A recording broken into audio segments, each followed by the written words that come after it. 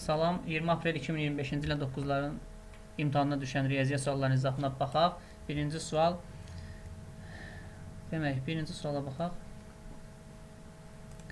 İrrasional ədədlərdən hansı 3/1-dən kiçikdir? Burada doğru cavab D variantıdır. Bunu yoxlamaqla tapmaq olar. 1 bölünsün kök altda 15-dən təxminən tutaq ki, çıxır 3 tam neçəsə, bunun cavabı 3/1-in təxmini qiyməti, buradakı 3/1-in təxmini qiyməti 0,6-dır.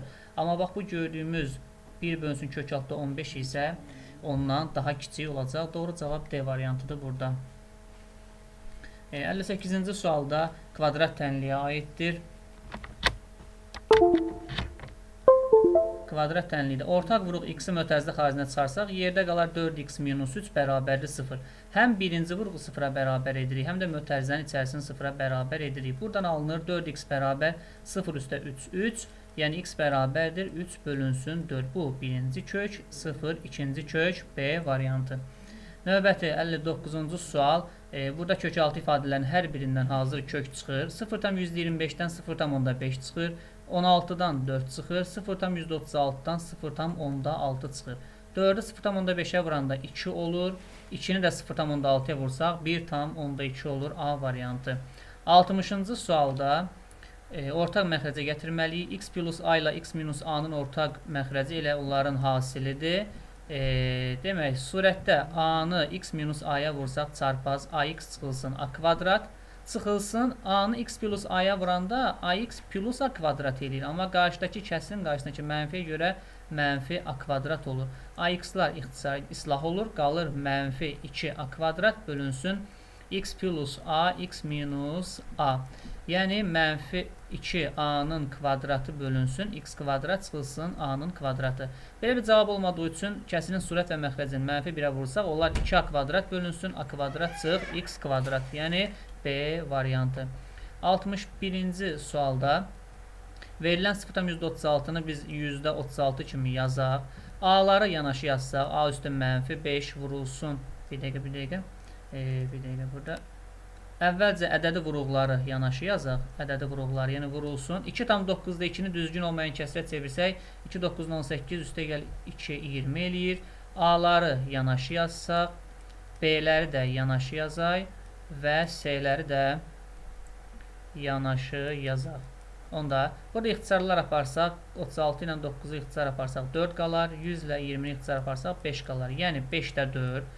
Vurmada əsaslar o eyni olduğu üçün A-ların qüvvətləri toplanır A üstü mənfi 1, B-lərin qüvvətləri toplanır B üstü 2, C-lərin də qüvvətləri toplanır mənfi 2. Doğru cavab B variantında. 62-ci sualda dairəvi diaqramda universitet tələbələrinin fakültələr üzrə sayının faizlə ifadəsi göstərilib. Televiktorinada iştirak etmək üçün universitetin bir tələbəsi təsadüfən seçilir. Hansı hadisənin baş vermə ehtimalı ən böyükdür? Deməli, İqtisadiyyat fakültəsinin A variantı, İqtisadiyyat fakültəsi tələbəsi və Riyaziyyat fakültəsi tələbəsi seçilib. İqtisadiyyat tələbəsi görürük ki, burada işarələrlə göstərib 14%-dir. Riyaziyyat fakültəsi isə qara ilə göstərilən 21%-dir. Və ya deyəndə ehtimalları toplayırıq, onda burada olur 35%. B variantı, İqtisadiyyat fakültəsinin tələbəsi görünür ki 14%-dir B variantında. C variantında Riyaziyyat fakültəsi görünür 21%-dir. Sosial elmlər fakültəsi ağ hissə olan 26%-dir. Təbiət elmləri isə daha çox 39%-dir. Deməli, bunların içində, bu ehtimalların içində ən böyüyü 35-də nəzərə alsaq, ən böyüyü təbiət elmləridir Y variantı. 63-cü sualda kubun tilini 1 vahid artırsaq, onun həcmi 19 vahid artar. Tutaq ki, kubun bir üzü budur, tili A olsun. Kubun tilin 1 vahid artırsaq, yəni onun bir üzünün tərəfi A plus 1 olacaq. Kubun da həcmi tilin kubu şəklində hesablanır. Onda böyük kubun həcmi A plus 1-in kubu olar. Çıxılsın kiçik kubun həcmi A kub olar. Bərabərdir 19. Yəni böyük həcmdən kiçik həcmi çıxsaq 19 alınır. Birinci mötərizəni biz açsaq olacaq. Birincinin kubu. Üstə gəl 3 vurulsun birincinin kvadratı vur ikinci. Üstə gəl 3 vurulsun birinci vurulsun ikincinin kvadratı. Üstə gəl B kub. Bir dənə də orada çıxılsın A-nın kubu var. Bərabərdir 19. A kublar islah olur. Alınır 3A kvadrat. Üstə gəl 3A plus 1. 19-u da sola keçirsək mənfi 19. Olur 3A kvadrat üstə gəl 3A minus 18 bərabər 0. Bu tənliyin hər tərəfini 3-ə bölsək, belə bir kvadrat tənli alınacaq. Diskriminantla və ya vuruqları ayırmaqla bunun köklərini tapmaq istəsək, bayaq bunun izahında, cavabında mən B variantı demişdim 63-də. Bu A plus 3 A minus 2 şəklində olur. Birinci ifadəni sıfıra çevirən qiymət -3-dür, ikincini sıfıra çevirən qiymət 2-dir. Yəni biz kubun tilini tapdıq ki 2-dir, mənfi ola bilməz. Y variantı 63-də. Rəylərdə mən oraya qeyd etmişdim. B variantı yox, Y variantıdır. 64. A-nın hansı qiymətində 3A plus 9 ifadəsinin qiyməti 4A minus 8 ifadəsinin qiymətindən deməli 3 dəfə böyükdür. Yəni 4A minus 18-i siz 3-ə vursaz 3A plus 9-u alarsınız. Deməli 3A üstə gəl 9 bərabər mötərizəni atsaq olar 12A çıxılsın 54, A-ları bir tərəfə yıxsaq 9A bərabərdir 63, A bərabərdir 7 alınar A variantı. 65-ci sual. Daxili bucaqların cəmi 1800 olan qabarıq çoxbucaqlı. Daxili bucaqların cəm düsturu 180 vurulsun n-2 ilə tapılır, bərabərdir 1800-ə. Buradan n-2-ni tapsaq 1800-ü 180-ə böləndə 10 olar. N bərabərdir 12. N tərəflərin və ya bucaqların sayıdır. Elə doğru cavab 65-də Y variantı. 66-cı sual. Bu rəqəmlərdən düzələn ən böyük və ən kiçik 6 rəqəmli ədədlərin fərqini soruşur. Bunlardan düzələn ən böyük 6 rəqəmli ədəd 9, 7, 6, 5, 3, 1-dir. Ən kiçik isə məlumdur ki, bunun tərsində düzəndə olacaq. 1, 3, 5, 6, 7, 9. Bunların fərqini bizdən soruşur. Bu C variantı olacaq 66-da. 67-ci sual. Velosipedçi 24 saatda 24 km sürətlə gedərək müəyyən məsafəni 1,5 saatda qət edir. Biz bilirik ki, gedilən yolu tapmaq üçün sürət zamana vurulmalıdır. Sürət bizdə 24-dür, zaman 1,5-dir. Yəni biz bunu vursaq, yəni 2-də 3-dür bir növ. 36 kilometr olur ümumi məsafəmiz. Yəni, həmin yolu saatda 18 ilə getsən nə qədər vaxt lazımdır? Artıq bizdə yol var. Sürətdə var, gedilən zamanı soruşur, onda biz zamanı tapmaq üçün yolu sürətə bölməliyik. Doğru cavab 2 saata. 68-ci sual sadə bir sual. Surəti bu kəsrin müxtəsər vurma düsturudur. Bir dəfə A çıxılsın B, bir dəfə A üstə gəl B şəklində yazılar. Məxrəcdə 18. Burada 10 üstə gəl 8, 18 elədiyi üçün 18-lər ixtisar gedir. 10-dan 8 çıxanda doğru cavab 2 C variantı. 69-cu sualda OY oxu ilə kəsişmə nöqtəsi. Topulda belə bir sual var. Çevrənin tənliyinə aiddir. OY oxu ilə kəsişmə nöqtəsi deyiləndə x-a 0 veririk. X-a 0 verəcək, olacaq 0 minus 4-ün kvadratı ilə yaxşı yolu budur. Şəkil çəksək vaxt aparar, amma bu daha səmərəli üsul olar. 16 üstə gəl y kvadrat, yəni 0-dan 4 çıxanda -4 kvadratı 16 edir. Buradan y kvadrat bərabərdir 36. Həm müsbət 6, həm mənfi 6. Yəni biz x-a 0 verəndə 6 aldıq. Yenə də 0 verəndə -6 aldıq. C variantı. 70-ci sualda hansı münasibət doğru deyil? Burada doğru deyil deyir. Diqqətli olay. A birləşmə A ilə B-nin kəsişməsi. Mən bir nümunə göstərim burada. Bu A çoxluğu, bu da B çoxluğu. A ilə B-nin kəsişməsi buradır.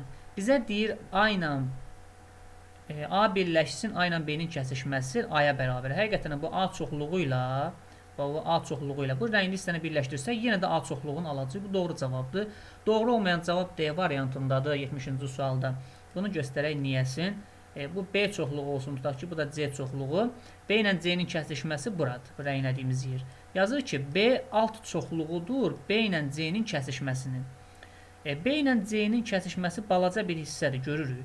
Axı B alt çoxluq yəni onun daxilində yerləşir də, belə deyək. Axı B çoxluğu, bu boyda böyük bir dairə, bu B çoxluğu rəngli hissənin içində yerləşmir. Bax, yanlış olan variant budur, D variantı. 71-ci sual, sadə şifahi sualdır. Dairənin diametrini soruşur. Diametri tapmaq üçün radiusu 2-yə vurmaq lazımdır. Doğru cavab 15, D variantı. 72-ci sual. Bu bərabərsizlik yaxşı olar ki, həll etmək üçün 2 və 4-ün əkobu. Bərabərsizliyin hər tərəfini 4-ə vuraq. Birinci ifadəni də, ikincini də, üçüncünü də, dördüncünü də. Yəni, bərabərsizliyin hər iki tərəfini 4-ə vuraq. Birincini 4-ə vursaq, 4 ilə 2 ixtisar gedər, qalar 2, 2-ni 3-ə vursaq 6x. 4-ü 4-də 3-ə vursaq, 4-lər ixtisar gedər, qalar 3. kiçikdir. 4'ü 4x-ə vursaq 16x, 4'ü 5'ə vursaq 20. X-ları bir tərəfə yığsaq, 6x-dan 16x çıxanda mənfi 10x. Ədədləri bir tərəfə yığsaq, onlar mənfi 20 üstə gəl 3. Bu 3'ü sağ tərəfə keçirsək. Bu da mənfi 17 eləyər. Bərabərsizliyin həll qaydasına görə dəyişənin qarşısındakı işarə mənfi olduğu üçün kiçik işarəsi böylə əvəz olunacaq. Mənfi 17-ni mənfi 10-a böləndə müsbət 1,7 eləyir. Bu şərti ödəyən ən kiçik tam həll 2-dir. 72-də cavab 2. 73. Avtobusda 30 nəfər sərnişin var idi. Birinci dayanacaq olsun bura. Birinci dayanacaqda 7 nəfər düşdü. Yəni 30 çıxılsın 7 və 9 nəfər mindi. Üzərinə gəl 9. 30-dan 7 çıxanda 23, 23 üstə 9 olur 32. İkinci dayanacaqda 14 nəfər düşdü. Artıq 32-dən 14 çıxırıq və 4 nəfər mindi. Üzərinə 4 gəlirik. Doğru cavabımız olur 22 və avtobusda deyir ikinci dayanacaqdan sonra artıq söhbət buradan gedir. 22 olacaq cavabımız. Nə qədər sərnişin oldu. 74-cü sualda biraz ekranı böyüdək.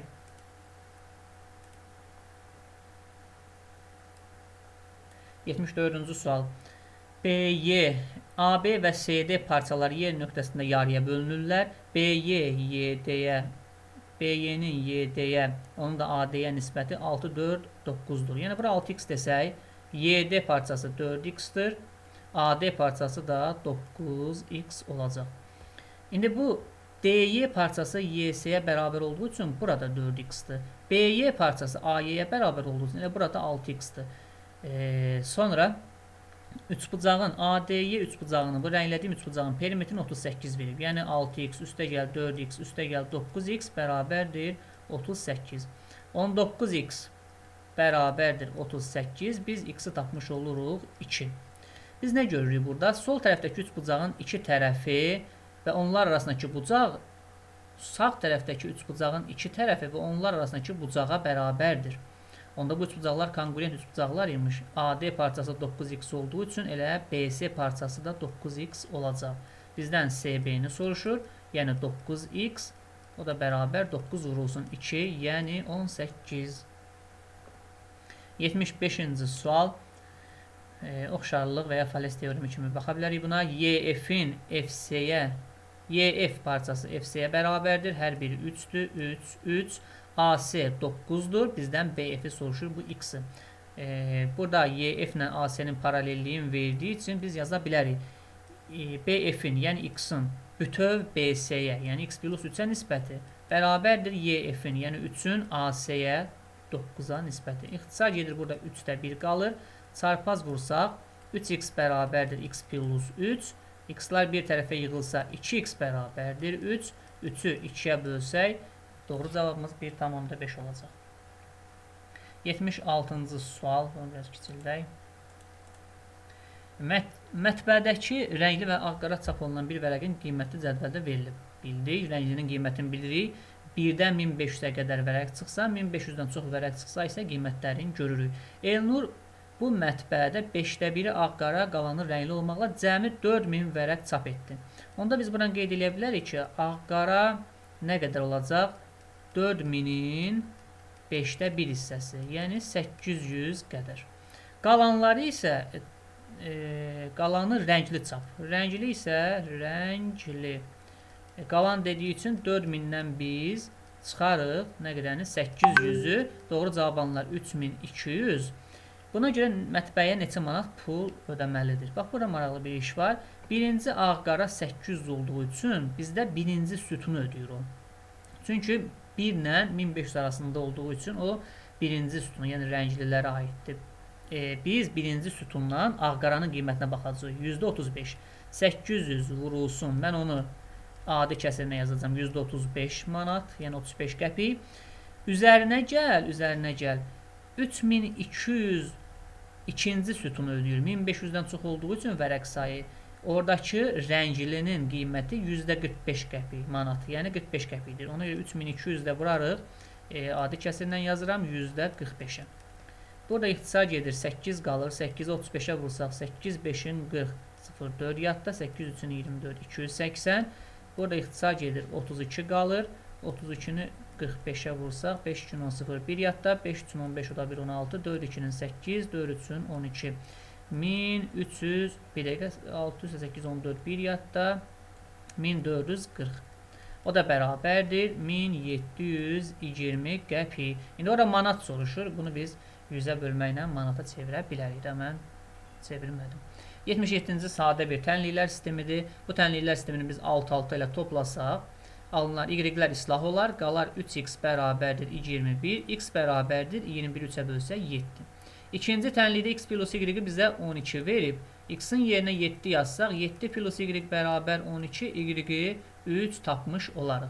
Bizdən x, y hasilini soruşur. 7 3-ün 21 olacaq. Doğru cavab. Səhifəni yeniləyək. Videonu özü saxlayıb izahlarına yavaş-yavaş baxa bilərsiniz. 78-ci sualın izahını sol tərəfdə göstərəcəm. Diqqətli olarsınız bu tərəfdə. Bir ədədin 25%, digərinin 50%-nə bərabərdir. Misal üçün, bir ədədimiz A olsun. A-nın 25%, yəni A vur 25, bərabərdir B ədədinin 50%, yəni B vur 50%. Böl 100 yazmıram, onsuz da yüzlər ixtisar gedir. Burada ilə ixtisarlar aparsaq, A bərabərdir 2B alınır. Deməli, bir ədəd digərindən 2 dəfə çox imiş. Bunların fərqi deyil 60-dır. Yəni, A-dan B-ni çıxanda biz 60 alırıq. A-nın yerinə biz 2B yazsaq, 1B bərabər 60 olar. A da 2 dənə B olduğu üçün, bu yuxarıdakı bərabərliyə görə A 2 dənə B olduğu üçün olur 120. Bizdən bu ədədlərin cəmini soruşur. 120 üstə gəl 60 bərabərdir 180. Sadəcə burada tənliklər sistemi qurmaqla deyil. Elə onu eyni cür yazmaq olar. Bu daha rahat edir deyə belə yazdım. Tənliklər sisteminə də yazmaq olur. Mən sadəcə tənliklə yazdım. Elə 2 dənə dəyişən var, bir dəyişənli ifadə etdim. Növbəti 79-cu sual. Burada görülür, nə görünür? Elnur hər gün eyni miqdara pul xərcləyir. Deməli, gündəki, hər gündəlik xərclədiyi pulu x qəbul edək. Onda 15 günün sonunda bunun xərclədiyi olacaq 15x qədər. Elnurun pulu, və burada bərabərliyi biz görürük, bərabərliyi. Yəni, bunlar kəsişiblər burada. Ümumi 150 manat məbləğindən çıxarıq. 15 gün ərzində xərclədiyi pul 15x olacaq. Elə bərabərdir 15x-a. Yəni, 15 gündə qalan pula bərabərdir. Ümumi 150 manat puldan çıxıram 15 günə xərclədiyi pulu, yəni 15x-i. Qalan pulda elə bərabər olduğu üçün bu kəsişmə nöqtəsində 15x-a bərabərdir. Buradan alınan 30x bərabərdir 150. X etdi, deməli 5. Biz x-i 5 tapırıq. Nə soruşur? Elnurun pulu neçə günə bitər? 150-ni bölürük 5-ə, bərabərdir 30 günə. Növbəti sualımız, elə test toplusunda buna aid suallar var. Sadə bir sualdır. Burada nə edərik? Müxtəlif, hazır düstur əslində var, amma düstur orada yazı tipli olduğu üçün düstura ehtiyac yoxdur. Biz bunun həllini göstərməliyik. Biz D2 düz xətt, D1 ilə D2 paralel olduğu üçün D2 düz xəttini uzatsaq, onda bu gördüyümüz bucaq ki var burada, A bucağı ilə, yəni 100 dərəcəli bucaqla, bax bu bucağın cəmi 180 dərəcə olmalıdır. Birinci 180-dən biz 100-ü çıxarıq, bərabəri 80. Niyə? Səbəb ora belə yazılır ki, burada gördüyümüz bax bu bucaqla 100 dərəcəli bucaq daxili bir tərəfli bucaqlardır. Daxili bir tərəfli bucaqlardır. Mən bu sol tərəfdə silim burada. Orada yaranan üç bucağı sizin üçün çəkirəm kənarda. Orada yaranan həmin o üç bucaq ki var, təpələri bax burada B, burada C olan. Buranı biz tapdıq 80 dərəcə. Onda bununla qarşılıqlı olan içəridəki bax bu bucaq da 80 dərəcə olacaq. Burada da bir dənə 50 dərəcə bizə verilib. Bizdən soruşur C bucağın, bu xaricdə qalan X bucağın bizdən soruşur. Bir qaydamız belədir ki, X bərabərdir 3 bucağın bir xarici bucağı ona qonşu olmayan 2 daxili bucağın cəminə bərabərdir. Bu qaydanı ora qeyd edirik və doğru cavab çıxır 130 dərəcə. 130 dərəcə və yaxud da ki 80, 50, 130, üçüncü daxili bucaq olur 50 dərəcə. Yenidən 50 və X qonşu bucaqlar olduğu üçün 180-dan 50-ni çıxırıq. 130 dərəcə olur. Növbəti sualımız yenə də burada oxşarlığın, artıq neçənci sualdır ki, oxşarlığa aiddir burada. Bunu necə işləyə bilərik? Kvadratda sahə 1-in sahə 2-yə nisbəti 9-da 1-dir. Deməli, S1 bölünsün S2, sol tərəfdə izahını yazıram, bərabəri 9-da 1. Biz bilirik ki, bunlar oxşar üçbucaqlardır. Niyə görə? Burada rəngli üçbucaqdakı A bucağı 45 dərəcə. Çünki kvadratın AC diaqonalı olduğu üçün orada yaranan CAD bucağı 45 dərəcədir və həmçinin bu yuxarıda bu rənglədiyim yer ki var, bu bucaq da 45 dərəcədir. Eyni ilə yuxarıdakı balaca üç bucağın da iti bucaqları 45-45 olacaq. Deməli, bu üç bucaqlar oxşardır. Oxşardırsa, oxşarlıq dərsində bilirik ki, sahələr nisbəti oxşarlıq əmsalının kvadratına bərabərdir. Onda K-nı biz 3-də 1 tapmış oluruq. Və 3-də 1-dirsə, deməli, kiçik üçbucağın tərəfi 1x-dir. Böyük üçbucağın uyğun tərəfi isə 3x-dir. Yəni 1 bölü 3 o deməkdir. Və bura 3x olduğu üçün biz bu 3x-i sağ tərəfə köçürüb burada 3x deyə bilərik. Ümumilikdə oldu tərəf 4x. Kvadratın da tərəfin bizə 8 vermişdi. X-i tapırıq 2. Onda belə çıxır ki, böyük S2 üçbucağının tərəfi 3 vur 2 olur, yəni 6 və iti bucaqları 45-45 olduğu üçün bu bərabər yanlı düzbucaqlı üçbucaqdır. Sağ tərəfdə gördüyümüz bax, bu katet 6 olduğu üçün aşağıda qalan bu katetdə 6 olur. Bizdən S2 sahəsini soruşur, düzbucaqlı üçbucağın sahəsi katetlər hasilinin yarısıdır. Doğru cavab 18. Bu şəkildə 18 cm kvadrat yəni. Sağ olun.